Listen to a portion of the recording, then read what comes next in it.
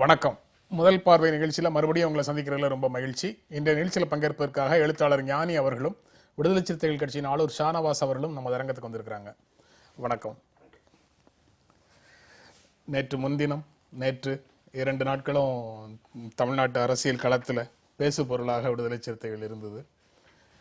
இன்றைக்கு ஒரு ஆங்கில நாளிதழில் வைகோவுடைய பேட்டியும் திருமாவளவனுடைய பேட்டியும் வந்திருக்குது. மக்கள் நல கூட்டணியில் எந்த விதமான நெருக்கடியையும் உருவாக்க நாங்கள் விரும்பவில்லை அப்படின்னு திருமாவளவன் சொல்றாரு. 2 நாட்கள் நடந்த விஷயமே மக்கள் நல கூட்டணிக்குள்ள ஒரு நெருக்கடி இருக்குங்கிறத வெளியில காட்டினது தானே. அதாவது மக்கள் நல கூட்டணிக்குள்ள நெருக்கடியை உருவாக்கணும்னு நாங்கள் விரும்பியிருந்தால் அந்த திமுக கூட்டுகிற அந்த கூட்டத்தில் பங்கேற்றிருப்போம். அதை உருவாக்க நாங்கள் எண்ணவில்லை என்பதனுடைய வெளிப்பாடு தான் அதில் நாங்கள் பங்கேற்கவில்லை. ஆனால் எங்கள் கட்சி என்ன நிலைப்பாட்டை இதில் எடுத்தது என்பதை கூட்டணி கட்சிகளுக்கும் நாட்டு மக்களுக்கும் விளக்க வேண்டிய ஒரு நிலையில் நாங்கள் இருந்ததனால் மிக வெளிப்படையாக எதிர்கட்சி தலைவருக்கும் விளக்க வேண்டிய சூழல்ல இருக்கீங்க. இல்லை, எதிர்கட்சி தலைவர்கள் எங்கள் கட்சிக்குள்ளேயே அந்த கூட்டத்திற்கு போக வேண்டும் என்று பெரும்பான்மை கருத்து இருந்தது. அதன் அடிப்படையில் முடிவெடுத்தோம். அப்போ கட்சி தொண்டர்களுக்கே அதை தெரியப்படுத்த வேண்டிய ஒரு அவசியம் இருந்தது. அதனால் என்ன நடந்தது என்பதை மிக வெளிப்படையாக முன்வைத்திருக்கிறோம். இதில் என்னன்னா, டெல்லியில் நடைபெற்ற கூட்டத்தில் மக்கள் நல கூட்டணிக்கான கூட்டத்தில் 2 விஷயங்களை முன்வைத்து விவாதிக்கப்பட்டது. ஒன்று, இடைத்தேர்தலை எப்படி எதிர்கொள்வது, திமுக கூட்டுகிற அனைத்து கட்சி கூட்டத்தை எப்படி எதிர்கொள்வது. இந்த இடைத்தேர்தலை எதிர்கொள்வது சம்பந்தமாக விடுதலை சிறுத்தைகள் உட்பட 3 கட்சிகளுக்கு ஒத்த கருத்து, மார்க்சிஸ்ட் கம்யூனிஸ்ட் கட்சிக்கு மாற்று கருத்து. அவர்கள் போட்டியிட வேண்டும் என்றார்கள், நாங்கள் போட்டியிட வேண்டாம் என்றோம். ஒரு முரண்பட்ட நிலை வந்து விட்டதனால் சிபிஎம் உடைய நிர்வாக குழுவில் விவாதித்து விட்டு வந்து அவர்கள் முடிவை சொல்வதற்கு அவர்களுக்கு அனுமதி அளிக்கப்பட்டது. அவர்கள் அதை போல போனார்கள்.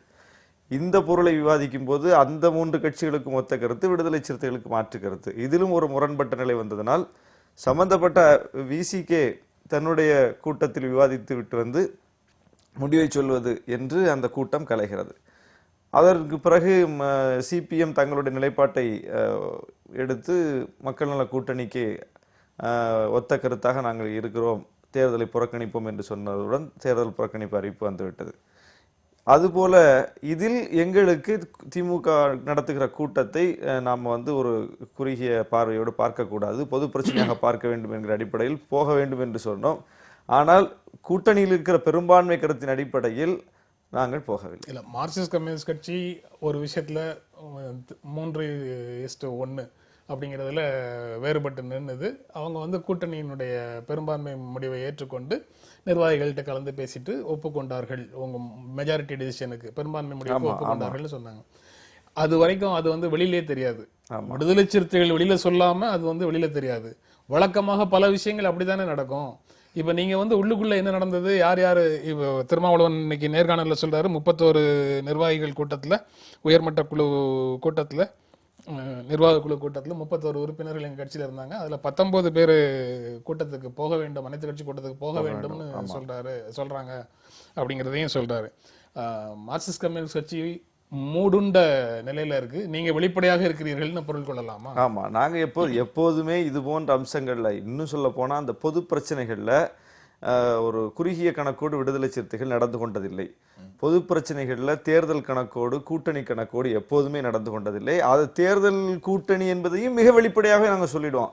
இந்த அணியில இருந்துட்டு அந்த அணிட்ட பேரம் பேசுறது, அந்த அணியில இருந்துட்டு இன்னொரு அணிக்கு போறதுக்கு முயற்சி பண்றது, இந்த மாதிரியான விஷயங்களை எப்போதுமே விடுதலை சிறுத்தைகள் செய்ததில்லை. மிக வெளிப்படையாக விடுதலை சிறுத்தைகள் இருப்பதை அந்த கட்சிகள் தான், கூட்டணிக்கு தலைமையேற்கிற கட்சிகள் தான் இதுவரை தீர்மானித்திருக்கிறார்களே தவிர நாங்கள் அதை தீர்மானித்ததில்லை. ஞானி, நீங்க அதை எப்படி பார்க்குறீங்க? இல்லை, முதல்ல இந்த பிரச்சனையை வேறு அணுகுமுறையில் பார்க்க வேண்டும். இது மக்கள் நல கூட்டணிக்குள்ளே இருக்கிற மார்க்சிஸ்ட் கட்சி எப்படி நடந்து கொள்கிறது, விசிக்கு எப்படி நடந்து கொள்கிறது என்கிற ஆய்வுகளுக்கு முன்னால் இந்த அஜெண்டாவை யார் செட் பண்ணுறாங்கன்றதுலேருந்து பார்க்கணும். அடிப்படையில் அதில் திமுக தான் எனக்கு இதில் முதல் குற்றவாளியாக எனக்கு படுது. ஏன்னு கேட்டிங்கன்னா, அவங்க மக்கள் நல கூட்டணிக்குள்ளே தொடர்ந்து அதை பலவீனப்படுத்தவும் குழப்பத்தை ஏற்படுத்தவும் என்ன வாய்ப்பு கிடைத்தாலும் பயன்படுத்துவதுன்னு அவங்க தீர்மானமா இருக்காங்க. திமுகவோட ஒப்பிடும்போது மக்கள் நல கூட்டணிக்கு மக்களுடைய ஆதரவு என்ன இருக்கு இந்த தேர்தல் முடியல? இல்ல, ஆதரவு இருக்கு இல்ல, ஆதரவு இல்லாத ஒரு கூட்டணியை பத்தி தானே சென்ற தேர்தல் அவ்வளவு பயப்பட்டாங்க. அந்த சென்ற தேர்தல் அவர்கள் திமுக அதிமுக விமர்சித்ததை விட மிக கடுமையாக விமர்சித்தது யார? மக்கள் நல கூட்டணி தான். அப்போ மக்கள் ஆதரவு இல்லாத ஒரு அமைப்புக்கு வந்து அவ்வளோ ஏன் அவங்க பயப்படுறாங்கன்னா, திமுக அதிமுக இல்லாத ஒரு மாற்று தமிழ்நாட்டில் சின்ன அளவில் உருவானால் கூட அவர்கள் 2 பேருக்கும் சகித்துக் கொள்ள முடியவில்லைங்கிறது இருக்குல்ல, அதுதான் இதுக்கு பின்னால் இருக்கிற ரொம்ப ஆதாரமான அரசியல். அந்த அரசியலை விட்டு விட்டு மேம்போக்காக நம்ம இந்த அரசியலை பேச முடியாது. சரி, அப்படி பார்க்கிற போது சின்ன வாய்ப்பு கிடைத்தால் கூட மக்கள் நல கூட்டணி எப்படி பலவீனப்படுத்தலாம், அங்கே உள்ள இருக்கிறவர்களுக்குள்ள எப்படி பிளவு ஏற்படுத்தலாம் என்பதற்கான முயற்சியில திமுகவும் ஈடுபடும், அதிமுகவும் ஈடுபடும். அது ஒன்றும் மாற்றவே இல்லை, வித்தியாசம். 4 கட்சிகள் சேர்ந்து வாங்கிய வாக்குகளை விட பாட்டாளி மக்கள் கட்சி தனியாக நின்று அதிகமான வாக்குகளை கடந்த தேர்தலில் வாங்கிடுச்சு. அதனால இந்த 4 கட்சிகளை பற்றி முதல்ல ஒரு பயம் இருந்திருக்கலாம், அல்லது ஒரு நம்ம வெற்றி வாய்ப்பை அவர்களால் கெடுத்து விட முடியுங்கிற எண்ணம் இருந்திருக்கலாம். அதற்கு பிறகு மக்கள் இவர்களை ஆதரிக்கவில்லைங்கிற முடிவுக்கு பெரிய கட்சிகள் வந்திருக்க இல்லை. மாட்டாங்க. தேர்தல் அரசியலை பொறுத்த மட்டும் ஒரு தேர்தலில் தோற்று போகிற கட்சி இன்னொரு தேர்தலில் ஜெயிக்கலாம், ஜெயித்த கட்சி இன்னும் தோற்கலாம். அதனால் வாங்கின வாக்குன்ற அடிப்படையில் மட்டுமே அதை பார்ப்பதல்ல. மாறாக தமிழ்நாட்டில் இன்னைக்கு வந்து பாமக வந்து அதிக ஓட்டு வாங்கியிருந்தால் கூட பாமகவுக்கு இருக்கிற நம்பகத்தன்மை வந்து மக்கள் நல கூட்டணியை விட குறைவு. அந்த வாக்குகளுக்கும் நம்பகத்தன்மைக்கும் இல்ல தொடர்பு இல்லை. தமிழ்நாட்டில் இப்போ எல்லாமே அப்படித்தானே இருக்கு. நீங்க ஜெயித்து வர கட்சி எந்த அடிப்படையில் வந்திருக்கு? மக்கள் ஜெயித்து வர கட்சி ஊழல் செய்யாத நேர்மையான நியாயமான கட்சியின் அடிப்படையில் ஓட்டு போட்டாங்க. எப்படி வாக்களிக்கணுங்கிறதுக்கு நீங்க அளவுகோல்கள் ஒண்ணு வச்சிருக்கீங்க, வாக்களிக்கிறவங்க வேறு சில அளவுகோல்கள் வச்சிருக்காங்க. வாக்களிக்கிறவர்கள் பயன்படுத்துகிற அளவுகோல்களுக்கும் இந்த கட்சிகளுடைய தன்மைகளுக்குள்ளேயும் பொருத்தப்பாடு இல்லைன்னு சொல்றேன். சரி, அந்த பொருத்தம் இல்லாத ஒரு அரசியல் தான் இங்க இருந்துகிட்டு இருக்கு பாத்தீங்கன்னா. அப்ப இங்க மக்கள் நல கூட்டணிக்குள்ள ஏதாவது கருத்து வேறுபாடு வந்தால் அதை பயன்படுத்த முடியுமாங்கிறது இருக்குல்ல. இப்போ உதாரணமாக விசிகே மேலே இவ்வளவு அன்பு காட்டக்கூடிய திமுக தேர்தல் நேரத்தில் காட்டலைல்ல. போன தேர்தல் நேரத்தில் இந்த அன்பு இப்பயும் வருது. தமிழ்நாட்டை பொறுத்த மட்டும் எல்லாருக்கும் தெளிவாக ஒன்று தெரியும், திமுகவும் அதிமுகவும் குறிப்பாக கலைஞரும் ஜெயலலிதாவும் பொறுப்புகள் இருந்து கொண்டு இருக்கிற வரைக்கும் தமிழ்நாட்டில் அனைத்து கட்சி கூட்டம் என்பதற்கு வாய்ப்பே கிடையாதுன்னு எல்லாரும். திமுக கடந்த காலத்தில் நடத்தி இருக்குங்கிறதுக்கு பல உதாரணங்கள் இல்லை. அனைத்து கட்சி கூட்டம்னு சொல்லப்படுற கூட்டம் எல்லாமே திமுக நடத்தினால் அதிமுக இல்லாம தான் இருக்கும், அதிமுக நடத்தினால் அது திமுக இல்லாம தான் இருக்கும். இல்ல, ஒரு கட்டம் வந்திருக்காங்க. இப்ப அருந்ததியருக்கான உள்ளொதுக்கீடு தொடர்பாக திமுக அரசு கூட்டின கூட்டத்துக்கு கூட எல்லாரும் வந்திருக்காங்க. இல்ல, அது வேறு காலகட்டத்து அரசியல். அதுக்கு பிறகு அரசியல் பாத்தீங்கன்னா போன 10 ஆண்டுகளை ஏறத்தாழ நிச்சயமாக இவங்க வந்து அவங்க வருதில்லை, அவங்க வந்தா இவங்க வருதில்லை. இன்னும் சொல்ல போனா சட்டசபைக்கே இவங்க வந்து அவங்க வருதில்லை. உங்களுக்கு நினைவூட்ட விரும்புறேன், 2006 திமுக ஆட்சிக்கு வந்ததுக்கு பிறகுதானே வந்து அருந்ததியருக்கான உள்ளொதுக்கீடு தொடர்பான. அது காரணம் என்னன்னா, அன்னைக்கு வந்து தலித் வாக்குகளை பெறுவதற்கான கட்டாய அரசியல் இருக்கு, அதனால அதை பங்கேற்க வேண்டியிருக்கு. இன்னைக்கு காவிரி வந்து அந்த அளவுக்கு பிரச்சனை இல்லை அவங்களுக்கு. பாத்தீங்கன்னா காவிரி வந்து இன்னமும் கூட என்ன பேசினாலும் அதை வந்து முழு தமிழக பிரச்சனையாக அது மாற்றப்படவில்லை. அது இன்னமும் கூட டெல்டா பிரச்சனையாக மட்டும்தான் பேசப்படுகிறது. அதுதான் பிரச்சனை. டெல்டா பிரச்சனையாக மட்டுமே நிக்குதுங்கிறத நீங்க உடனே அப்படியே எடுத்துக்கிட்டாலும் இன்னைக்கு தஞ்சாவூர்ல முழு தமிழ்நாட்டு பிரச்சனையாக தான் பார்க்கப்பட வேண்டும். தஞ்சாவூர்ல தேர்தல் வருது, தஞ்சை டெல்டா பகுதியை மையப்படுத்தி வாக்கு அடிப்படையிலாவது அதுல கட்சிகள் பங்கேற்று இருக்கணும்ல. அப்ப அது ஏன் கட்சிகள் புறக்கணித்தாங்க அப்படிங்கிற கேள்வியும் இருக்குது. இதுல இன்னும் சொல்ல போனா இது அதிமுக செய்த தவறு. அதிமுக கூட்டியிருக்க வேண்டும், ஆளும் கட்சி கூட்டியிருக்க வேண்டும் என்பதுதான் எல்லா கட்சிகளுடைய கருத்தும், திமுகவுடைய கருத்தும் கூட அதுதான். விடுதலை சிறுத்தைகளும் முதல்ல அதைத்தான் நாங்க சொல்லிட்டு வர்றோம், தொடர்ச்சியா சொல்லிட்டு வர்றது. இது ஆளுங்கட்சி கூட்டணும், ஆளுங்கட்சி கூட்டும் போது எல்லா கட்சியும் வந்துருவாங்க. இப்ப திமுக கூட்ட வேண்டிய நிலை ஏன் வருதுன்னா, ஆளுங்கட்சி கூட்டாததுனால திமுக கூட்டுச்சு. இப்ப திமுக கூட்டும் போது கட்டாயமா ஆளுங்கட்சி வரமாட்டாங்க. அப்ப அதுல வந்து ஒரு பெரிய ஒரு சரிவு தான் அது, அந்த பிரச்சனைக்கான சரிவு. அப்ப இது திமுக கூட்டுவதை விட அதிமுக கூட்டுவது தான் இதுல சிறந்தது. அது அதிமுக செய்யாத போது மற்ற கட்சிகள் செய்ய வேண்டிய நிலை வருது. அதை நம்ம பேச இந்த அரசியல் திட்டத்தை, இந்த அஜெண்டாவை முன்னிறுத்தினது திமுக ஞானி சொன்னதுக்கு மாறாக அதிமுக நீங்க சொல்றீங்கன்னு அதுக்கு பொருளா? இல்ல, இது முன்னிறுத்தினதை விடுதலை சிறுத்தைகள். இல்ல, விடுதலை சிறுத்தைகள் நீங்க வந்து அனைத்து கட்சி கூட்டம்ங்கிற கோரிக்கையை நீங்க முன்வைக்கிறீங்க. முன்வைத்தது மட்டும் இல்ல, அதிமுக செய்யாத பட்சத்தில் அதை திமுக செய்யணும்னு சொன்னதும் விடுதலை சிறுத்தைகள் தான் முதல்ல. இன்னும் சொல்ல போனா தமிழ்நாட்டை பொறுத்த மட்டும் திமுக அதிமுகவுடைய பங்காளி சண்டை இருக்கிற வரைக்கும் அனைத்து கட்சி கூட்டம் இன்னைக்கு சாத்தியம் இல்லாம தான் இருக்கு. இந்த சூழ்நிலையில அரசியல் கட்சிகள் கூட்டத்தை விட அனைத்து விவசாயிகள் அமைப்புகள் கூட்டங்களை நடத்துவது இன்னும் முக்கியம். சரி, அதுதான் இந்த பிரச்சனையை வந்து அரசியலை விட்டு வேறு தளத்துக்கு கொண்டு போகும். இல்ல, விவசாயிகள் தனியாக போராட்டம் நடத்தினாங்க, எல்லா அரசியல் கட்சிகளும் போராட்டத்தில் பங்கேற்றன. இல்ல, அனைத்து விவசாயிகள் அமைப்புகளுடைய கூட்டங்கள் நடத்துவது, அந்த கூட்டங்களில் அரசியல் பிரதிநிதிகள் போய் பங்கேற்பதுங்கிற நிலைமை தான் இருக்கணும். முன்கை எடுப்பது யாருங்கிறது இருக்குல்ல, முன்கை எடுப்பது விவசாயிகள் அமைப்புகள் எடுக்கக்கூடியதாக மாற்ற வேண்டும். அந்த கூட்டம் நடந்திருக்கு. அக்டோபர் 6ஆம் தேதி விவசாயிகள் கூட்டிய கூட்ட அனைத்து கட்சி கூட்டத்துல பெரும்பாலான கட்சிகள் பங்கேற்றார்கள். அதுல சில தீர்மானங்கள் இயற்றப்பட்டு அந்த தீர்மானமும் முறையாக பின்பற்றப்படவில்லை. அதுதான் இங்க சிக்கலே. அதுல வந்து குடியரசுத் தலைவரை எல்லா கட்சிகளும் இணைந்து சந்திப்பதுன்னு ஒரு முடிவு எடுக்கிறோம். அந்த முடிவை வந்து கட்சிகள் மீறுறாங்க. முதல்ல போய் அதிமுக எம்பிக்கள் தனியாக போய் குடியரசுத் தலைவரை பார்த்துடுறாங்க. உடனே அதிமுக பார்த்ததுனாலயே திமுக எம்பிக்கள் போய் தனியா சந்திக்கிறாங்க. இப்ப அதிமுகவும் திமுகவும் சந்திச்சதுக்கு பிறகு இடதுசாரிகள் தலைமையில மக்கள் நல கூட்டணி போய் குடியரசுத் தலைவர் சந்திக்குது. இப்ப அந்த கோரிக்கை அப்படியே சிதறி போச்சு. காவிரியில அசல் பிரச்சனை இதுல பின்னால போயிடுது. அசல் பிரச்சனை என்னன்னு நம்ம யோசிக்கணும். மீண்டும் மீண்டும் நம்மை பொறுத்த மட்டும் உச்சநீதிமன்ற தீர்ப்புகள் பெருவாரியாக நமக்கு சாதகமாக வந்திருக்கின்றன. ஆனால் இன்னைக்கு வந்து கர்நாடகத்துல வந்து கர்நாடகத்துடைய பார்வையிலிருந்து பாத்தீங்கன்னா அவங்களுக்கு நீதிமன்றமே அவங்களுடைய நிலைக்கு எதிராக இருக்கு. ஆனா நமக்கு நம்முடைய நிலைக்கு சார்பான நிலைமையில தான் நீதிமன்றம் இருக்கு. இந்த சூழ்நிலை அடுத்த கட்டத்தை நடவடிக்கையை நிறைவேற்ற வேண்டியது யார் என்று பார்த்தால் மத்திய அரசு தான். மத்திய அரசு தன்னுடைய பொறுப்பை செய்யாமல் இருப்பதற்குல்ல, அதன் மீது கவன குவிப்பு இல்லாமல் பிரச்சனை வேறு பக்கம் திசை திரும்பி கொண்டிருக்கிறது. அதாவது மத்திய அரசுக்கு அழுத்தம் கொடுக்க வேண்டிய இடத்தில் இருப்பது ஆளும் கட்சியும் எதிர்கட்சியும் தமிழ்நாட்டில் இருக்கக்கூடிய அத்தனை கட்சிகளும்.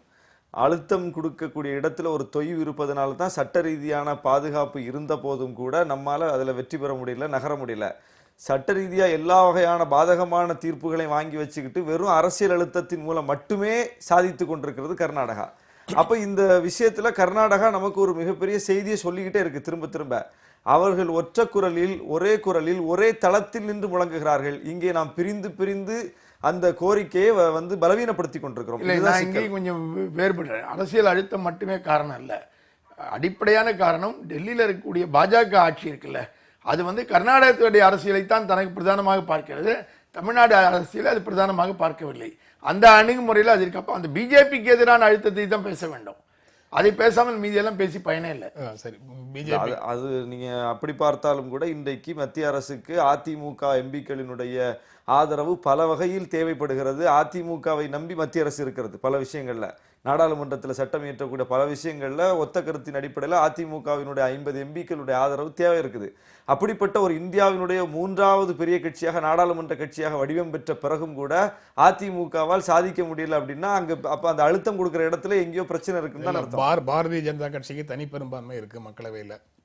கூட்டணிக்கு கேட்கவே வேண்டாம். தேசிய ஜனநாயக கூட்டணிங்கிறது கட்சிக்கே பாஜகவுக்கே தனி பெரும்பான்மை இருக்கும்போது தேசிய ஜனநாயக கூட்டணிக்கு பெரும்பான்மைங்கிறத பத்தி கேட்கவே வேண்டாம். அதனால அனைத்து இந்திய அண்ணா திராவிட முன்னேற்ற கழகத்தை நம்பி இருக்கு ராஜ்யசபால மட்டும்தான் அப்படிங்கிறது வந்து பல சட்டங்களை இயற்றுவதற்கு அவர்கள் அதிமுகவினுடைய துணையை எதிர்பார்த்து தான் இருக்கிறார்கள்.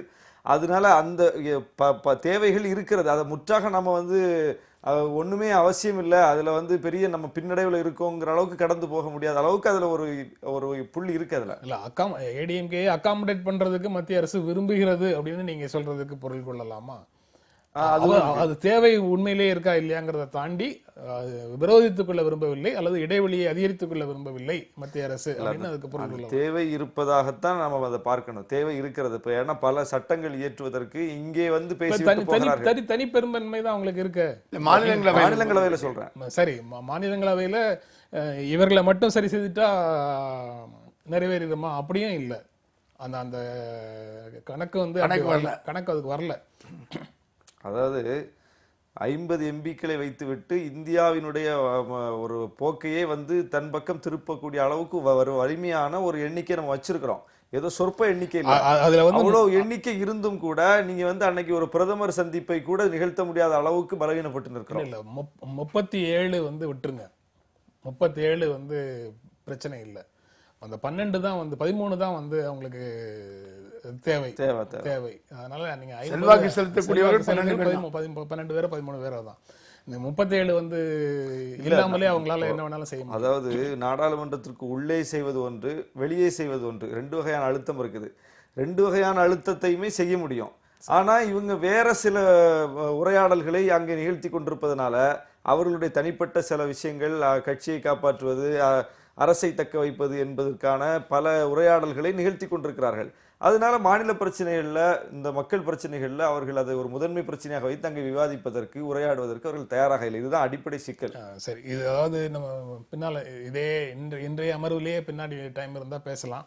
ஜிஎஸ்டி தொடர்பான விஷயங்கள்லயோ அல்லது இப்போ எஜுகேஷன் பாலிசி தொடர்பான விஷயங்கள்லயோ தமிழ்நாடு அரசு வந்து தன்னுடைய எதிர்ப்பை தொடர்ந்து அங்க ஒலிச்சுக்கிட்டே தான் இருக்குங்கிறத பார்க்க முடியுது. அது மென்மையாகங்கிறது அட்ஜெக்டிவ். அதாவது மென்மையாகங்கிறது நம்ம பார்வை. அதாவது எதிர்ப்புங்கிறது ஃபேக்ட், உண்மை. அது மென்மையாகவா அது தீவிரமாக மத்திய வாங்குறது அரசை நம்ம கருத்து பாதிக்காத வகையில், மத்திய அரசை பாதிக்காத வகையில் ஒரு நிலைப்பாட்டை எடுக்கிறது. அது நம்ம கருத்து. எதிர்ப்புங்கிறது உண்மை, எதிர்ப்பு உண்மை, எதிர்ப்பு உண்மை. நீங்க அதிமுக கூட்டு அனைத்து கட்சி கூட்டத்தை கூட்டவில்லை என்றால் திமுக கூட்டணுங்கிற கோரிக்கையை முன்வைத்தோம் அப்படின்னு சொல்றீங்க. இப்போ கடைசியாக 2 கட்சிகள்ல ஒருத்தர் கூட்டி இன்னொருத்தர் வரமாட்டாங்கிற சூழல்ல இந்த கூட்டமே வந்து பொருளற்றதுங்கிற உணர்வையும் வெளிப்படுத்துறீங்க. அதாவது 2 முரணானது இல்லையா? அதுல திமுக வந்து நாங்கள் சொன்ன நேரத்தில் செய்திருந்தால் இந்த சிக்கலே வந்திருக்காது. திமுக தான் இப்படிப்பட்ட பேச்சுக்கு வாய்ப்பு கொடுத்திருக்கிறார்கள், இப்படிப்பட்ட ஐயங்களுக்கு வாய்ப்பு கொடுத்திருக்கிறார்கள். ஏன்னா எங்கள் தலைவர் அதை முன்மொழித்தது. அதிமுக கூட்டவில்லை என்றால் திமுக கூட்ட வேண்டும் என்று சொல்லி 2 மாதம் ஆகுது. கர்நாடகம் பற்றி எறிந்த நேரத்தில் சொன்னோம். அதற்கு பிறகு மத்திய அரசு தன்னுடைய நிலைப்பாட்டை மாற்றிக்கொள்ளுகிற நேரத்தில் சொன்னோம்.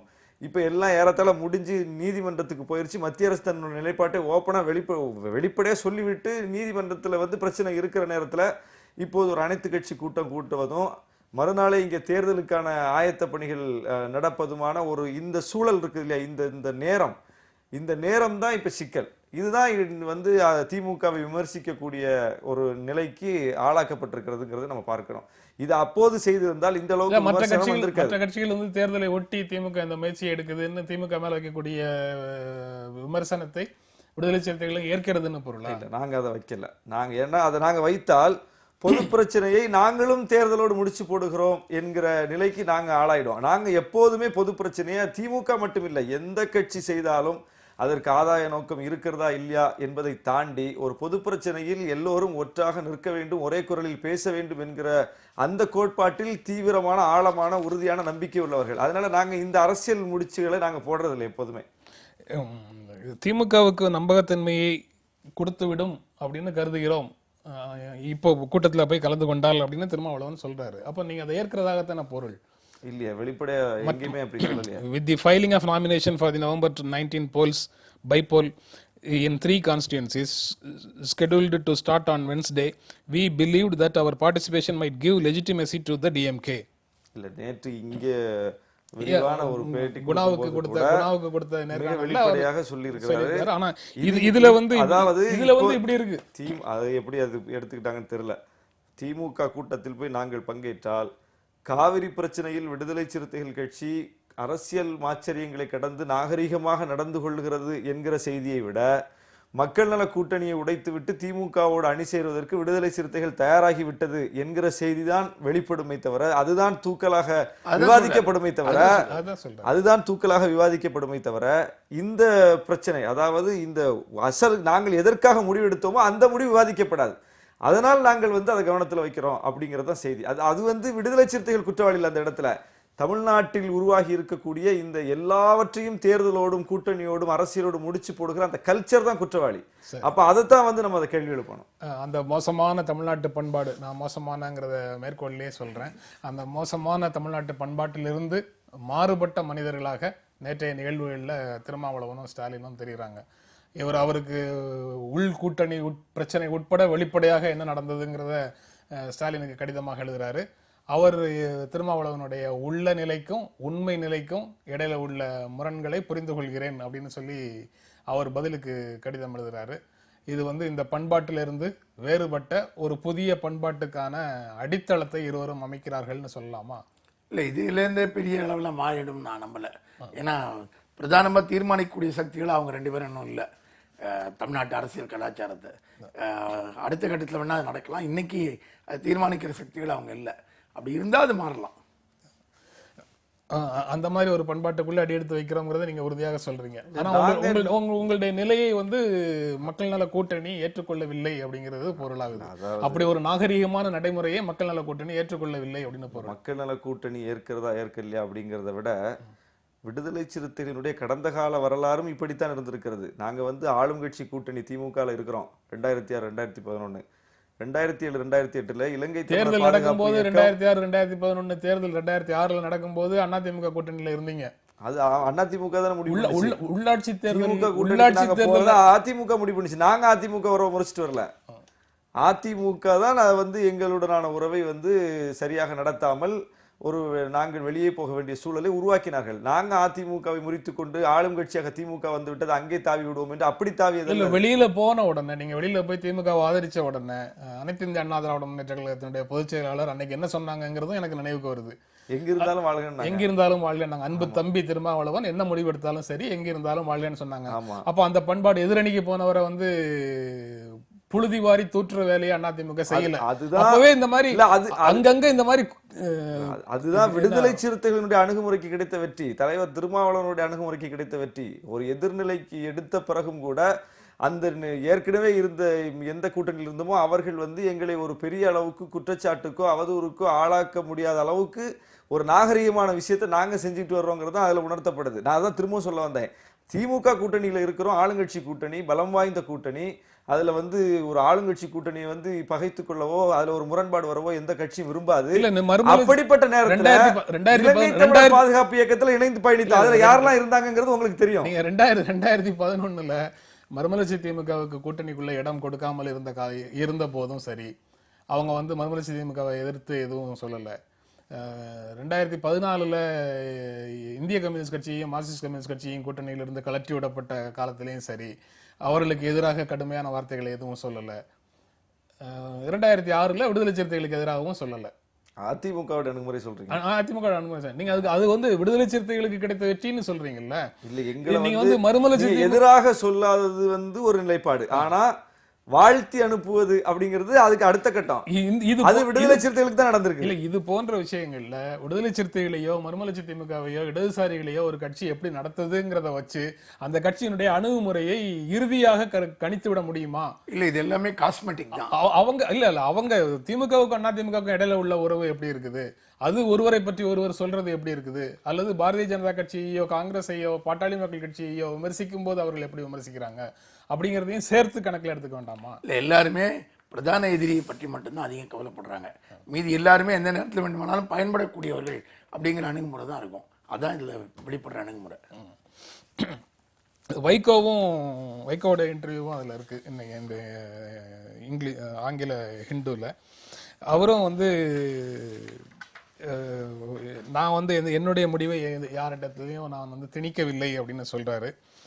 ஞானி, இதுல வந்து என்ன பிரச்சனைனா திமுக என்ன முயற்சி எடுத்தாலும் உடனே எல்லாரும் வந்து கடந்த காலங்களில் திமுக என்ன செய்தீங்கிற கேள்வியை முன்வைக்கிறாங்க. அந்த கேள்வி வந்து எவ்வளவு தூரம் ரெலவெண்ட்? ஏன்னா கடந்த காலம் பற்றி பேசினா வைகோ வந்து மத்திய அரசினுடைய எந்த நடவடிக்கைகளை பற்றியும் பேச முடியாது. ஏன்னா வந்து இந்த தேர்தலில் இந்த மத்திய அரசு அமைய வேண்டும் என்பதற்காக கடுமையாக பிரச்சாரம் செய்தவர் வைகோ. இப்படி ஒவ்வொரு கட்சியினுடைய கடந்த காலத்தையும் பற்றி பேசுவதற்கு நிறைய ஏராளமான எலும்புக்கூடுகள் ஒவ்வொருவருடைய அலமாரியிலையும் இருக்கு. திமுக வந்து அந்த மாதிரி முயற்சி எடுத்தா மட்டும் திமுக வந்து கடந்த காலத்துல நீங்க ஆட்சியில இருக்கும்போது இதெல்லாம் என்ன செஞ்சீங்க அப்படின்னு எல்லாருடைய கடந்த காலம் பேசப்பட வேண்டும். பேசப்படாமலாம் இருக்க முடியாது. வைகோ உட்பட எல்லாரும் கடந்த காலத்தையும் பேசணும். வைகோ மத்திய அரசு ஆட்சிக்கு வருவதற்கு வேலை பார்த்தாருனாலும் கூட வந்த உடனேயே முதல்ல கருத்து வேறுபாடோட விலகி வந்தது அவர் தான். பாத்தீங்கன்னா அது 2004லயும் கூட ஐக்கிய முற்போக்கு கூட்டணியில இருந்து முதல்ல வெளியில வந்தாங்க. அப்ப ஆட்சிக்கு வந்துட்டாங்க, அதனால நமக்கு பயன் கிடைக்கும் அவர் கூட இருந்துட்டு இல்ல. அவர் இதுல கருத்து முரண்படுறாரு, உடனே அந்த கருத்து முரண்பாடு தெரிவிச்சுட்டு அந்த ஆட்சி காலம் முழுவதும் கடைசி 6 மாதம் வரைக்கும் வந்து அதிகாரத்தோட ஒட்டி இருந்து கொண்டு அதுல கிடைக்கக்கூடிய அற்ப சலுகைகளை அனுபவிச்சுட்டு இருக்கிற நபராக அவர் இல்ல. எப்பவுமே முதல்ல வெளியில வந்துடுறாரு. ஆமா, முதல்ல ஒரு பிரச்சனை இருக்குன்னா இந்த பிரச்சனை நிலைப்பாடு இதுதான் சொல்லிட்டு வந்துடுறாரு. ஆனால் அவருடைய கடந்த காலத்தில் வந்து அப்படி ஒன்றும் பெரிய நான் வந்து தவறான நடவடிக்கைன்னு பார்க்கறதுக்கு பெரிய அளவில் ஒன்றும் இல்லை. ஆனால் திமுக வந்து பல நேரங்களில் ஆளுங்கட்சியாக இருந்திருக்குங்கிறது நீங்கள் மறக்கக்கூடாது. ஆளுங்கட்சியாக இருக்கிற போது என்ன செய்தார்ன்றது பார்க்க வேண்டியிருக்கு. இப்போ நீங்கள் 70ஆம் ஆண்டுகளில் 72ஆம் ஆண்டுகளில் ஹேமாவதி அணை கட்டுறதை பற்றி கலைஞர் பேசுகிற பேச்செல்லாம் பார்த்தீங்கன்னா இன்றைக்கி எடுக்கிற நிலைப்பாட்டுக்கு சம்பந்தமே இல்லாமல் இருக்கும். பார்த்தீங்கன்னா அன்றைக்கி கர்நாடகம் அணை கட்டுவதை பற்றி எங்களுக்கு எந்த ஆட்சேபனையும் இல்லைன்னு சட்டசபையிலே பேசியிருக்கிறார். என்ன, ஆனால் இன்றைக்கி அவர்கள் அணை கட்டுவதை நம்ம எதிர்த்து கொண்டு இருக்கோம். அணை கட்டக்கூடாதுன்னு சொல்லிக்கிட்டு இருக்கோம். ஆனால் 70-71 அவர் ஆட்சியில் முதலமைச்சராக இருக்கிற போது கர்நாடகம் அணை கட்டுவதில் நமக்கு ஆட்சேபனை கிடையாதுன்னு சபையில் பேசியிருக்கிறார். என்ன, அதனால் இப்படி கடந்த காலத்தையெல்லாம் நீங்கள் பார்க்காமல் இருக்க முடியாது. ஒவ்வொரு காலத்திலும் நிலைப்பாடுகளை மாற்றிக்கொள்வதுங்கிறது வந்து எல்லாருக்கும் இயல்பானது தான். ஆனால் ஏன் மாற்றிக் கொள்கிறோம்ங்கிறதுக்கான நியாயங்களை மக்கள்கிட்ட சொல்லணும். ஆமா, ஒரு காலகட்டத்திற்கு பிறகு இவ்வளவு நெருக்கடி வந்ததுக்கு பிறகு அரசியல் நிலைப்பாட்டை அவங்க வந்து மாற்றிட்டு தமிழ்நாட்டுல பிற கட்சிகளுடைய நிலைப்பாட்டை ஆதரிச்சு அதே நிலைக்கு அவங்க வந்து ஆனா யாருமே இந்த காலத்துக்காக நாங்க கடந்த கால நிலைப்பாட்டை கைவிடுகிறோம் இப்ப மாற்றிக் கொள்கிறோம்னு அது பேசுவதில்லை. இப்ப பேசினாலே கடந்த கால நிலைப்பாட்டை கைவிட்டதாகத்தான பொருள் இல்லையா? இல்ல அது வந்து அது ஆனா ஏன் அப்ப அப்படி இந்த ஸ்டாண்ட் எடுத்தீங்க, இப்ப அது தவறுன்னு ஏற்றுக்கொள்கிறீங்களான்னு பேசி ஆகணும்ல. நீங்க எப்படி பார்க்குறீங்க அதை? இல்லை, அதாவது அது சரி, ஐயா சொன்னதுக்கு சரி, கடந்த காலத்தை பேசாமல் நிகழ்காலத்தை கடக்க முடியாதுங்கிறது உண்மை. ஆனால் இதே போன்ற நிலை தானே கர்நாடகத்திலையும் இருக்கணும்.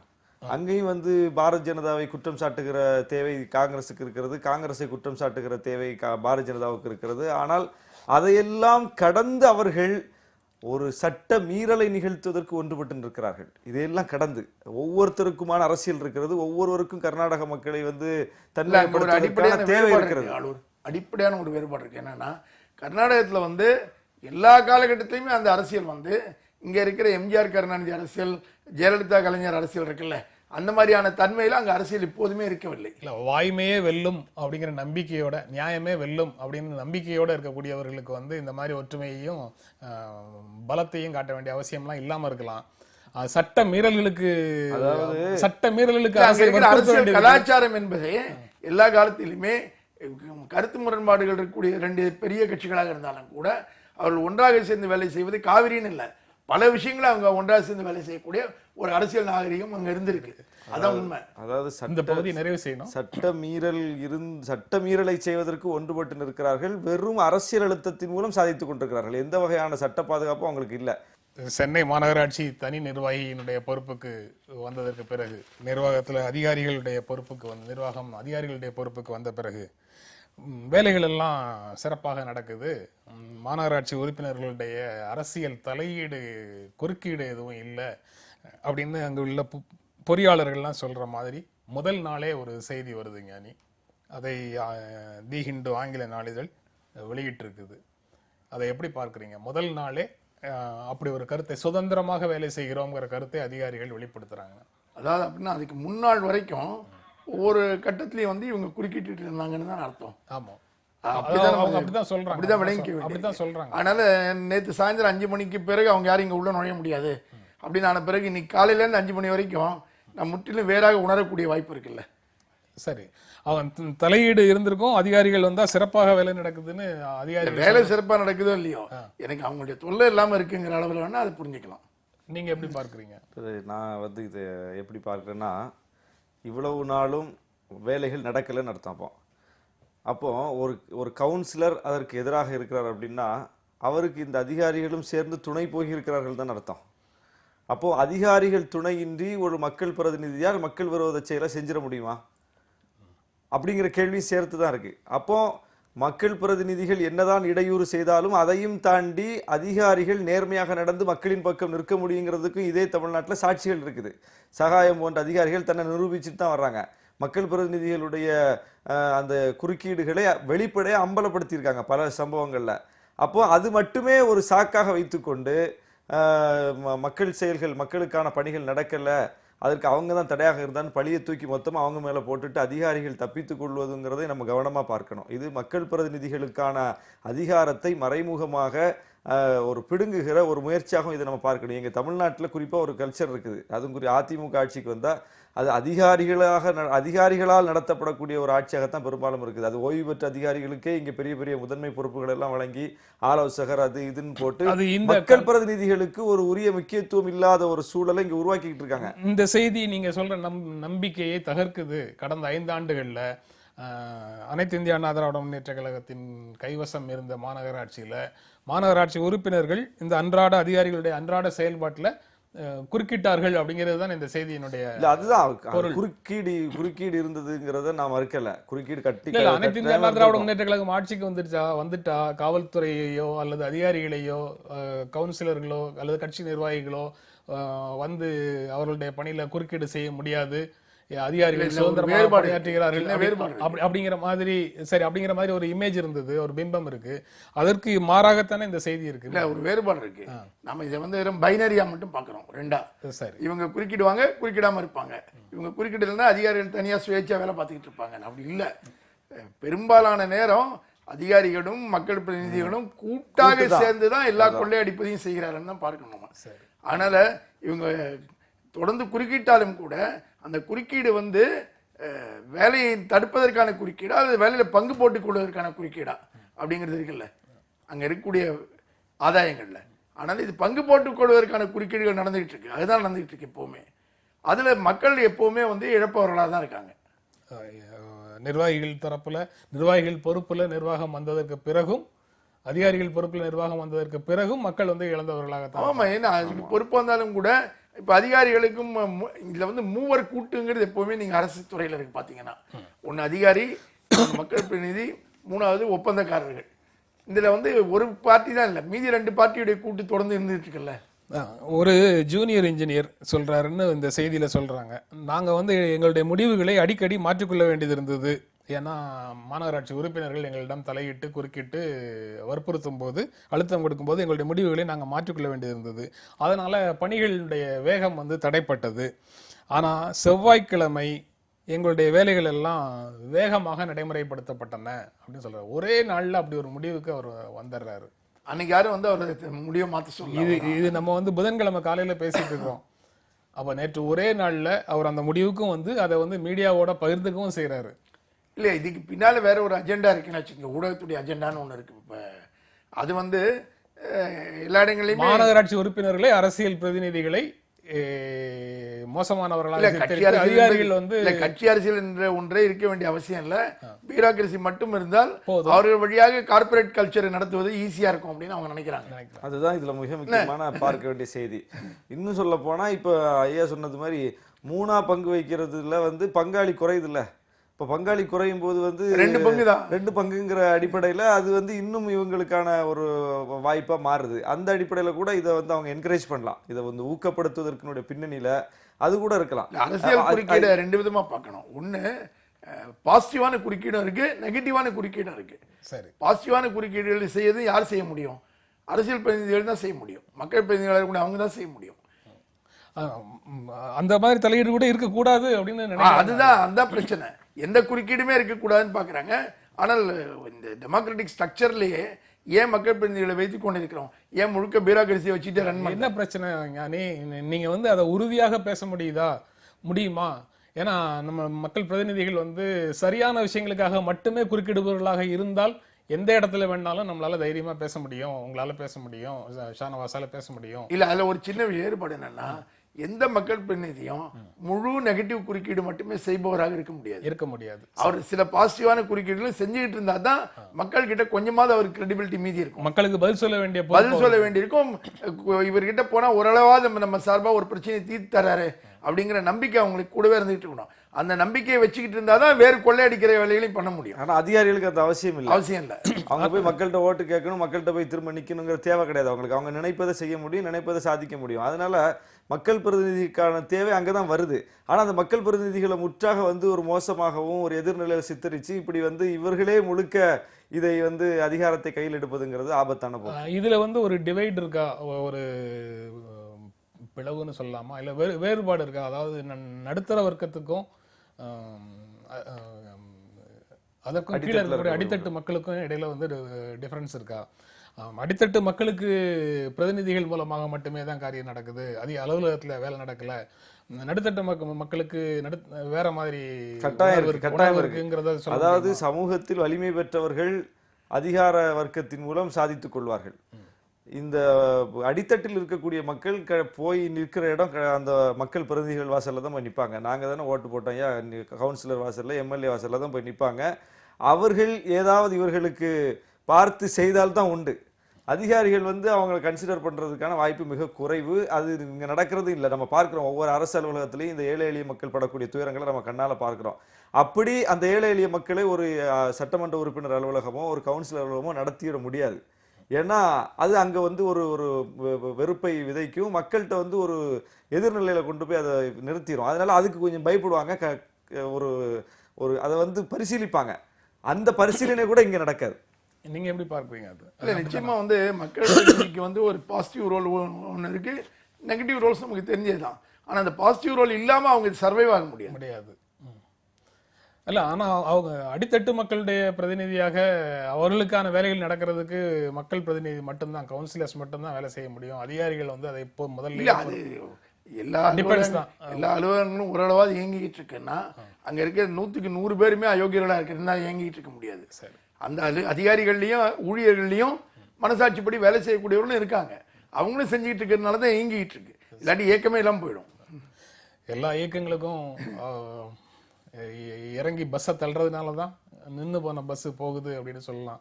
அதே மாதிரி அலுவலகங்கள்லையும் சரி, அரசியல் கட்சிகள்லையும் சரி, பொது வாழ்க்கையிலையும் சரி, நியாயமான உணர்வோடும் போராடக்கூடியவர்கள் இருக்கிறதுனால தான் அடுத்த கட்டத்துக்கு ஒன்று நகருது அப்படின்னு சொல்லலாம். இன்னொரு செய்தி வந்து we are not revisiting Hindutva judgment அப்படின்னு உச்சநீதிமன்றம் சொன்ன செய்தி இருக்கு. 1995 கொடுத்த இந்துத்துவா அப்படின்னு சொன்னா அது வந்து ஒரு வாழ்க்கை முறை அப்படின்னு சொன்ன கருத்துக்கு மாறாக அதை மறுபரிசீலனை செய்யணும்னு வந்த மனுக்களை நிராகரித்து உச்சநீதிமன்றம் சொல்லுது. அப்படி செய்ய வேண்டிய தேவை இல்லை அப்படின்னு சொல்றாங்க. அதை நீங்க எப்படி பார்க்குறீங்க? இல்லை, இந்துத்துவா வந்து இன்னைக்கு பொதுவில் எப்படி முன்னிறுத்தப்பட்டிருக்கிறதுன்னு பார்க்கணும். இந்துத்துவா ஒரு வாழ்க்கை நெறி என்று அடையாளப்பட்டதை விட இந்துத்துவம் பிற வாழ்க்கை நெறிகளை ஒடுக்குகிற ஒரு கான்செப்ட், ஒரு விஷயம் அப்படிங்கிற மாதிரியான ஒரு முன்னெடுப்பு தான் இங்கே முன்னிறுத்தப்பட்டிருக்கிறது. அது குறிப்பா இந்த பாரதிய ஜனதா இவர்கள் இந்துத்துவ சித்தாந்தத்தை உச்ச நீதிமன்றம் இந்துத்துவம் அப்படின்னு சொல்லி இருக்கக்கூடிய விஷயத்துக்கும் ஏதேனும் ஒரு அரசியல் கட்சி அதை இன்டர்பிரட் பண்ணி அவங்களுடைய அரசியல் அஜெண்டாவை முன்னிறுத்துவதற்காக செய்யக்கூடிய நடைமுறைகளுக்கும் வேறுபாடு பார்க்க முடியாதா? ரெண்டையும் நீங்க வந்து ஒன்றாகத்தான் சொல்லுவீங்களா? கட்டாயம் வேறுபாடு இருக்குது. இந்துத்துவம்ங்கிறது இப்போ வந்து குன்றக்குடி அடிகளாரும் மதுரை ஆதீனமும் முன்னிறுத்தக்கூடிய இந்துத்துவமும் அது ஒரு இந்துத்துவ கான்செப்ட். பாரதிய ஜனதா ஆர்எஸ்எஸ் முன்னிறுத்துகிற இந்துத்துவமும் ஒரு இந்துத்துவம். அந்த இந்துத்துவம் இங்கே இருக்கக்கூடிய எல்லா அம்சங்களையும் உள்ளடக்கிய எல்லாருடைய கருத்துக்கும் மதிப்பளிக்கிற ஒரு கோட்பாடாக முன்னிறுத்தப்படுகிறது. அவர்கள் வந்து எந்த கருத்தையும் எதிர்கருத்தாக முரண்பட்ட கருத்தாக நின்று பேசுவதில்லை. ஆனால் இவர்கள் இதை எப்படி முன்னிறுத்துறங்கிறத நம்ம பார்த்துட்டு வர்றோம். மற்ற எல்லா கருத்துக்களையும் நிராகரித்து விட்டு இதுதான் இந்துத்துவா, இந்தி இந்துத்துவா என்பதுதான் ஒரே ஒரு அடையாளம், வேற அடையாளங்கள் இருக்கக்கூடாது, வேற அடையாளங்களை மறுத்து விட்டு ஒற்றை அடையாளத்தை தூக்கி நிறுத்துவதுதான் இந்துத்துவா என்பது போன்று இவர்கள் விதைத்து விட்டார்கள். இதுதான் இன்னைக்கு வந்து தூக்கலாக விவாதிக்கப்பட்டிருக்கிறது, இதுதான் இன்றைக்கு தூக்கலாக வெளியே அம்பலப்பட்டிருக்கிறது. ஆனா அந்த விஷயம் வந்து சுருங்கி நிற்கிறது. அதுதான் இங்க சிக்கல். இதுல வந்து ஒரு வார்த்தை விளையாட்டு தான் நடந்துகிட்டு இருக்கு. பாத்தீங்கன்னா வேணும்னே குழப்புவதற்கான ஒரு வார்த்தை விளையாட்டு. இந்த வார்த்தை விளையாட்டை வந்து ஒரு பக்கம் பிஜேபி போன்ற சங் பரிவாரம், இன்னொரு பக்கம் நீதிமன்றங்களும் கூட சேர்ந்து இந்த வார்த்தை விளையாட்டுல ஈடுபட்டுக்கிட்டு இருக்காங்க. அவங்களோட அந்த பொறுப்பு முடிஞ்சு போகுதா? இல்ல, அந்த நீதிமன்ற அரசியலை பாருங்க, இந்த அரசியலை நீதிமன்ற தீர்ப்பிலே அரசியலை எதிர்க்கக்கூடியவர்களும் அதே சொல்லாடலை தானே பயன்படுத்த. அந்த ஒரு வார்த்தை விளையாட்டு விளையாட ஆரம்பிச்சிட்டீங்கன்னா அதுக்குள்ள போனீங்கன்னா நீங்க அந்த கேமே தான் ஆடிட்டு இருக்க வேண்டியிருக்கும். அதுக்கு வெளில வந்தீங்கன்னா தான் வேற கேம் ஆட முடியும். அது உள்ள போய் மாட்டினாலே அதே விளையாட்டு தான் விளையாடிட்டு இருக்க வேண்டியிருக்கும். இல்ல இதை எதிர்க்கக்கூடியவர்களும் இதே சொல்ல பயன்படுத்தி அவங்க அந்த கேமுக்குள்ளே தான் போய் விளையாடுறாங்க. இல்ல, நீங்க அதை வந்து இந்துத்துவாங்கிறது ஒருவேளை அது உச்சநீதிமன்றம் சொல்ற மாதிரி அது பல்வேறு விதமான மக்களுடைய வாழ்க்கை முறை தொடர்பானதாக இருக்குங்கிறத சொல்லிட்டு இது ஒரு குறிப்பிட்ட அரசியல் கட்சியினுடைய மதவாத அரசியல் அப்படின்னு பேசணும்னா பேசலாம், அந்த சொல்லாடல்களை பயன்படுத்தணும்னா பயன்படுத்தலாம். தெரிந்தே இவர்களும் அதே மாதிரி சொல்லாடல்களுக்குள்ள போய் அது வந்து மதம் தொடர்பான விஷயமாக சாதாரண மக்கள் வந்து நினைக்கக்கூடிய ஒரு சூழலுக்குள்ள போய் ஆதரவு மதத்தை முன்னிறுத்தி அரசியல் செய்பவர்களுக்கு ஆதரவு பெருகுவதற்கு எதிர்ப்பாளர்களும் காரணமாக இருக்கிறாங்களா அப்படின்னு நான் கேட்கிறேன். இல்ல, தன்னை அறியாம இருக்கலாம். ஆனா இங்க அடிப்படையான பிரச்சனை என்னன்னா உச்சநீதிமன்ற தீர்ப்பிலே ரொம்ப தெளிவா சொல்றீங்க ஒண்ணு, அதாவது இந்துத்துவா என்பது ஒரு வாழ்க்கை முறை அப்படின்னு சொல்றோம். அதையும் இந்து ரிலிஜியஸ் ஃபண்டமெண்டலிசத்தையும் மத அடிப்படைவாதத்தையும் ஒன்னா குழப்பிக் கூடாது. அது வேறு இது வேறுன்னு சொல்றாங்க. இந்துத்துவா என்பது வேறு, இந்து மத அடிப்படைவாதம் என்பது வேறு. இந்து மத அடிப்படைவாதத்தை நம்ம ஆதரிக்க போறதில்ல தொனியில தான் அது இருக்கு சொல்றீங்க. அப்ப அடிப்படை கேள்வி, இந்து மத அடிப்படைவாதமும் இந்துத்துவாவும் வெவ்வேறுன்னு நீதிமன்றம் சொல்லுது. ஆனால் நடைமுறையில அடிப்படைவாதிகள் தான் இந்துத்துவாங்கிற சொல்லியை பயன்படுத்த தொடங்கினாங்க. அவங்க பயன்படுத்துறாங்கன்னு நீங்க சொல்றீங்க. இல்ல, மத அடிப்படைவாதிகள் தான் இந்துத்துவான்ற சொல்லியே பயன்படுத்தி இது தங்கள் மத அடிப்படைவாதத்துக்கு தான் அவங்க இந்துத்துவான்னு பேர் வச்சிருக்காங்க. நீதிமன்றம் தான் ரெண்டு வெவ்வேறுன்னு சொல்லுது. நீதிமன்றம் ரெண்டு வெவ்வேறுன்னு சொல்லுது. ஆனா நடைமுறையில அந்த அஜெண்டாவை யாரோ செட் பண்ணாங்கன்னா எதிர்ப்பவர்களும் அதற்கு பலியாகணுமான்னு நான் கேட்கிறேன். இல்ல, எதிர்ப்பவர்கள் பலியாறது இல்ல. முதல்ல இந்த வெவ்வேறு நீதிமன்றம் சொன்னது இருக்குல்ல, அதுவே தவறு. ரெண்டு ஒண்ணுதான்றது தான் நம்ம நீதிமன்றம் கிட்ட திரும்ப சொல்ல வேண்டியிருக்கு. நீங்க எப்படி பாக்குறீங்க? இல்ல அதுதான் இது இங்கே வந்து இந்த மோடி எழுச்சி என்று முன்னிறுத்தப்பட்ட போது மதச்சார்பற்ற அறிவு சக்திகள் ஒன்று திரண்டு ஒரு கூட்டத்தை ஒருங்கிணைத்தோம், சரிநிகர் அப்படின்னு ஒரு பெயர் வைத்து. அந்த கூட்டத்திலே இந்த கருத்து விவாதிக்கப்பட்டது. இந்த இந்துத்துவா என்று நாம் சொல்வதன் மூலம் சாதாரண ஒரு இந்து, அப்ப பாரதிய ஜனதா கட்சி தனக்காகத்தான் போராடுகிறது, இந்துத்துவாவை முன்னிறுத்துவதற்கு போராடுகிறது, இந்துத்துவாவை காப்பாற்றுவதற்கு போராடுகிறது என்று அவன் புரிந்து கொள்வான். பாரதிய ஜனதா கட்சி செய்யக்கூடிய பிரச்சாரத்தை விட அவர்களுக்கு ஆதரவாக நாமே அந்த சாதாரண ஏழை எளிய இந்து மக்களை, சாதாரண மக்களை, அந்த மதத்தின் மீது நம்பிக்கை கொண்டிருக்கிற அந்த மக்களை பிஜேபியின் பக்கம் நாமே அடையாளப்படுத்தி விடக் கூடாது. எனவே அந்த இந்து வேறு, ஆர்எஸ்எஸ் வேறு, இந்து வேறு, பாரதிய ஜனதா வேறு என்று பிரித்து நாம் பேசக்கூடிய ஒரு சொல்லாடலை நாம வந்து கண்டுபிடிக்கணும், அல்லது அப்படி அதை பயன்படுத்தணும் என்கிற ஒரு விவாதம் அங்க நடந்துச்சு. அது வந்து ஒரு இப்ப இன்றைக்கு இதோட தொடர்புடையதாகத்தான் நான் பார்க்கிறேன். ஞானி, அவங்க இரண்டு விஷயங்களை தான் நம்ம பார்க்க வேண்டியது இருக்கு.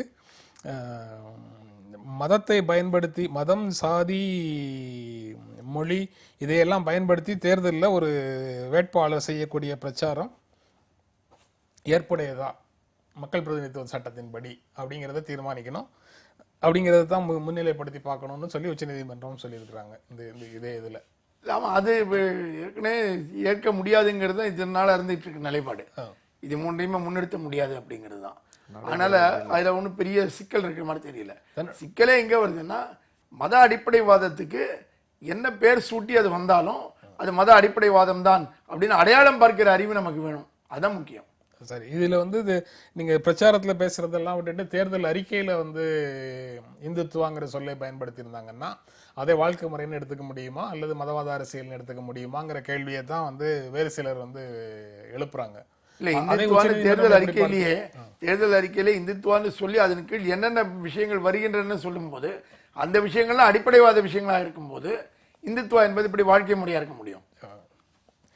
இது வேறு பல தீர்ப்புகள்லையும் இதை ஒட்டி உண்டான தீர்ப்புகள்லையும் இதே மாதிரியான ரெஃபரன்சஸ் வந்துட்டு போகுது.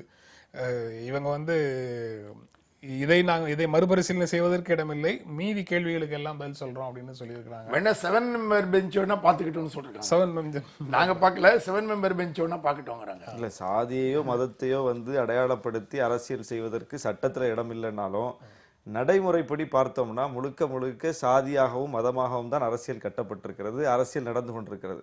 அது வேட்பாளர் தேர்விலிருந்து அனைத்து வகையான முன்னெடுப்புகளும் சாதியை அடிப்படையாக கொண்டுதான் இங்கே வெளிப்படையாகவே நடக்குது, மதத்தை அடிப்படையாக கொண்டு வெளிப்படையாக நடக்குது. இப்போ அதையெல்லாம் தடுப்பதற்கு இந்த சட்டங்கள் வேலை செஞ்ச மாதிரியே தெரியல. சாதி, மதம், மொழி, பாலினம் எல்லா வகையான, எந்த வகையான, ஆனால் அதுல சாதி அரசியல் மிக மிக மிக தூக்கலாக இருப்பதை நம்ம பார்க்கிறோம். பக்கத்துலேயே ஒரு பெட்டி செய்தி போட்டிருக்காங்க, BJP was prepared for ideological battle on Hindutva அப்படின்னு சொல்லி போட்டிருக்காங்க.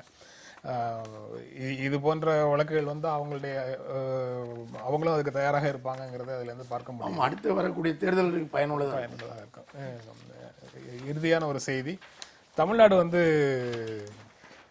மத்திய அரசினுடைய புதிய கல்விக் கொள்கைக்கு எதிராக 36 அம்சங்களில் எதிர்ப்பு தெரிவிச்சிருக்குது அப்படின்னு சொல்லி செய்திகளை பார்க்க முடியுது.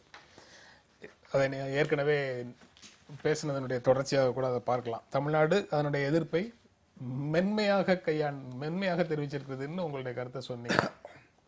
இல்லை, இது புதிய கல்விக் கொள்கைகளை இப்போ ஒரு ஸ்டாண்ட் எடுத்திருக்காங்க. இனி அதை எப்படி அவங்க நாடாளுமன்றத்தில் அதை வெளிப்படுத்த போகிறாங்க, எந்த அளவுக்கு இதில் உறுதியாக இருக்க போகிறாங்கிறது இனி பிற்காலங்களில் தான் தெரிய வரும்.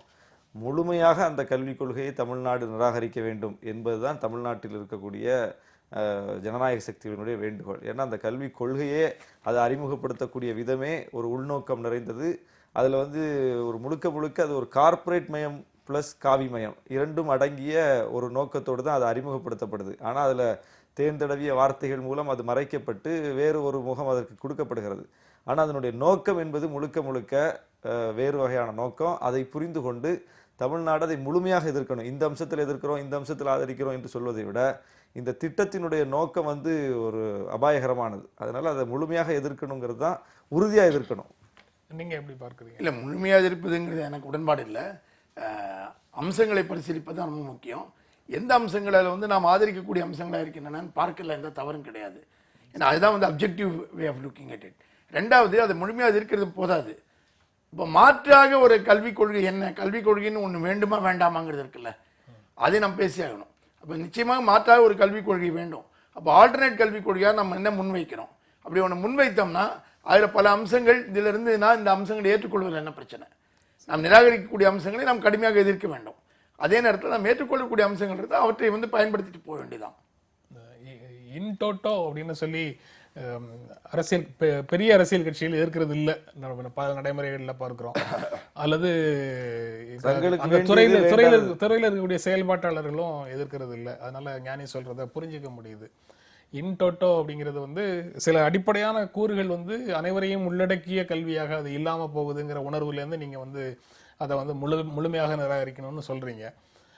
அது அந்த குறிப்பிட்ட அம்சங்களை சொல்லி அதையெல்லாம் முற்றிலுமாக, அந்த அம்சங்கள் எல்லாமே முற்றிலுமாக நீக்கப்பட வேண்டும்னு அந்த கோரிக்கையை மாத்திக்கணும்னா மாத்திக்கலாம். இல்ல, அது எல்லா சட்டத்திலையும் நம்ம அப்படியான விஷயங்களை சொல்றோம், சில திருத்தங்களை சொல்றோம், மாற்ற சொல்றோம் அப்படிங்கிறது வேற. இந்த கல்விக் கொள்கையை அறிமுகப்படுத்தக்கூடிய பாரதிய ஜனதா அரசு வந்து இந்த கல்விக் கொள்கை விஷயத்துல ஏதோ புதுசா இப்போ ஒரு நிலைப்பாட்டை எடுத்திருக்காங்க, அதனால அதுல சில திருத்தங்களை நம்ம செய்யலாங்கிற கோட்பாட்டில் நம்ம பார்க்க முடியாதது. அதுதான் விஷயம். அவர்கள் எப்போது ஆட்சிக்கு வந்தாலும் அவர்கள் குறிப்பாக கை வைக்கக்கூடிய துறையாக இருப்பது இந்த எஜுகேஷன் செக்டார். அதில் அவர்கள் தங்களுடைய நிலைப்பாட்டை, தங்களுடைய கோட்பாட்டை எந்த வகையிலெல்லாம் அமல்படுத்த முடியும், புகுத்த முடியும் அலையக்கூடிய ஒரு நிலையை நம்ம பார்க்கிறோம். ஏற்கனவே அது நடைமுறைப்படுத்தி இருக்காங்க. மனோகர் ஜோஷி மத்திய அமைச்சராக இருக்கும்போது இந்த மனிதவள மேம்பாட்டுத்துறை வைத்துக்கொண்டு அவர்கள் அந்த எஜுகேஷன் செக்டார்ல செய்திருக்கக்கூடிய விஷயங்கள்லாம் இன்னைக்கு அப்பட்டமா நம்ம பார்க்கிறோம். ஒவ்வொரு பல்கலைக்கழகங்களும் என்ன நடக்குதுன்னு பார்த்துக்கிட்டு இருக்கிறோம். பாரதிய ஜனதா கட்சி மேல நீங்க விமர்சனம் வைப்பதற்கான உங்களுடைய உரிமையை யாரும் மறுக்க முடியாது.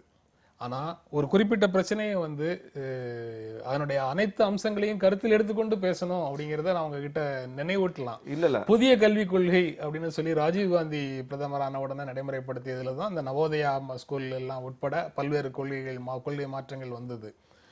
அது தமிழ்நாடு அப்போது அதை நிராகரித்தன ஏற்றுக்கொள்ளவில்லை. அதனால இதுவரைக்கும் ஏற்றுக்கொள்ளவில்லை. ஆக காங்கிரஸ் கட்சியும் கல்வியின் பெயரால மாற்றங்களை கொண்டு வருது அப்படிங்கிறத பார்க்கிறோம். மத்திய அரசு வந்து கல்வியை மாநில பட்டியலிருந்து படிப்படியாக மத்திய அரசு மத்திய பட்டியலுக்கு கொண்டு போவதற்கான பொதுப்பட்டியலுக்கு கொண்டு போற பிரச்சனையும் பார்க்கிறோம். அதுலயும் தமிழ்நாடு வந்து ஒரு உறுதியான நிலையை தான் எடுத்திருக்குது. இன் டோட்டோ அப்படின்னு சொல்வதன் மூலமாக இந்த இதுல வேறு சில நிலைகளை எடுக்கக்கூடியவர்களை நிராகரிக்கிறோமோங்கிற சந்தேகம் வருது. அதாவது இந்த அரசு வந்தால் காவிமயப்படுத்தும், கல்வியை காவிமயப்படுத்தும்னு நீங்க ஒற்றை வரியில சொல்லிட்டீங்கன்னா இதற்குள்ள வந்து அப்ஜெக்டிவா சில விஷயங்களை பார்க்க நினைக்கிறவங்களை நீங்க உங்களுடைய கருத்துல இருந்து தள்ளி வைக்கிறீங்களோங்கிற. அதாவது இன்னைக்கு கல்வியாளர்களே அதை வந்து முன்னெடுத்து அந்த போராட்டத்தை செஞ்சு விட்டுருக்காங்க.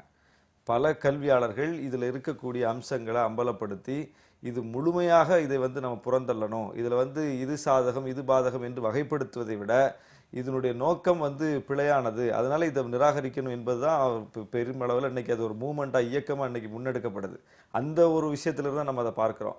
சாதகமான அம்சங்கள்னா இன்னைக்கு வந்து முதல்ல இந்த கல்வியை இன்னைக்கு வந்து அரசாங்கங்கள் கைவிட்டுட்டு வரக்கூடிய ஒரு சூழல் நம்ம பார்க்கிறோம். அரசாங்கம் கல்வியிலிருந்து விடுபட்டு முழுக்க அதை தனியாரிடமும் கார்ப்பரேட்டிடமும் ஒப்படைத்து விட்டு அது தனக்கு சம்பந்தமில்லாத துறை என்பது போல நடந்து கொள்ளுது. அப்ப இந்த அரசிட்ட வந்து நாம நேரடியாக இந்த கல்வியை வந்து தனியார் மையத்திலிருந்து விடுவித்து மக்களுக்கு இலவசமாக கட்டாய கல்வி, இலவச கல்வி என்கிற அளவுக்கு அதை நம்ம விரிவுபடுத்தி செய்யணுங்கிறது தான் நம்ம முன்வைத்து கொண்டிருக்கக்கூடிய கல்வியாளர்கள் முன்வைத்து கொண்டிருக்கக்கூடிய ஒரு கோரிக்கை. அது தொடர்பான விவாதங்களோ அது தொடர்பான விஷயங்களோ இதுல வந்து எந்த அளவுக்கு இருக்கு அப்படிங்கிறது கேள்வி. இது முழுக்க தங்களுடைய அஜெண்டாவை அதில் செயல்படுத்துவதற்கான ஒரு களமாக வாய்ப்பாக பார்ப்பது தான் இதில் தூக்கலாக இருக்குது. அதனால தான் அதை முழுமையாக நிராகரிக்கணும் என்கிற கோரிக்கை அதிலிருந்து அந்த அவருடைய நோக்கத்திலிருந்து வருது. நிகழ்ச்சி நிறைவு செய்யணும். உங்களுடைய இறுதியான கருத்து இது வந்து சமூகத்தினுடைய தேவை. சமூகம்ங்கிறத வந்து நீங்க நான் தொழில்துறையினுடைய தேவைன்னு இன்டர்பிரட் பண்றவங்க இன்டர்பிரட் பண்ணலாம்.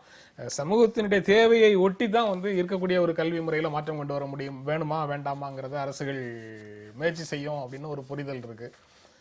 நான் எப்படி பார்க்குறேன்னா, இப்போ இந்த கல்விக் கொள்கையை முட்டை நிராகரிக்கிறோம்னு சொல்லிட்டோம்னா, ஏற்கனவே இருந்துகிட்டு இருக்கிற கல்வி முறை அப்படியே தொடர்ந்து நீடிக்கணும்னு நம்ம ஏற்றுக்கொள்கிறோமா? இல்லை, அதில் ஏராளமான பற்றாக்குறைகள் இருக்கின்றன, போதாமைகள் இருக்கின்றன, அதெல்லாம் மாற்றப்பட வேண்டியிருக்கு. அது எப்போ மாற்ற முடியும்? அரசு ஒரு கல்விக் கொள்கைன்னு ஒன்று முன் வச்சா தான் அதில் இந்த மாற்றங்கள் வேணுங்கிற ஒரு போராட்டத்தையே நம்ம நடத்த முடியும். என்ன மாற்றங்கள் வேணுங்கிறது. அப்போ ஒரு கல்விக் கொள்கையை முன் வச்சிருக்காங்க. அதில் நம்ம எதையெல்லாம் ஏற்கவில்லையோ அதெல்லாம் நம்ம கடுமையாக எதிர்ப்போம். ஆனால் என்னென்ன சேர்க்கப்பட வேண்டுமோ அதற்காக தொடர்ந்து போராட வேண்டியிருக்கு. இப்படி தான் நான் அந்த விஷயத்தை பார்க்க விரும்புகிறேன். இந்த நிகழ்ச்சியில் பங்கேற்று உங்கள்ட்ட கருத்துக்களை பகிர்ந்து கொண்டதற்கு எங்கள் நெஞ்சார்ந்த நன்றி. மீண்டும் சந்திப்போம். நன்றி, வணக்கம்.